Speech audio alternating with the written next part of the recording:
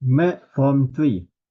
Ungkapkan 256 dalam tata tanda indeks dalam asas 4.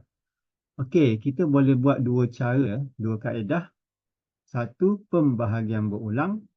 Satu lagi, pendarbang berulang. Okey, kalau pembahagian berulang, kita buat macam ni ya. 256 bahagi 4. Kita buat pembahagian berulang. 256 bahagi 4.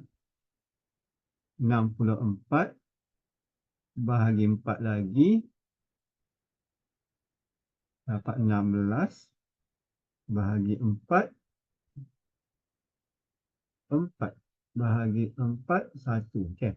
Jadi dekat sini kita ada 1 2 3 4. Jadi maksudnya 4 kuasa 4. Okey, sini. Ataupun kita buat kaedah pendarbang berulang. Pendarbang berulang macam mana? Okey. Kalau 4 dah 4 kuasa 2 ni adalah 16. Okey, tak dapat lagi 256. Kalau 4 dah 4 sama dengan dapat 64. Okey, tak dapat lagi. 4 dah 4 sama dengan 256. Okey, dah dapat 256. Ada berapa kali? 1, 2, 3, 4. 4 kuasa 4. Okey, jadi kita boleh pilih yang mana lebih senang untuk awak buat ya.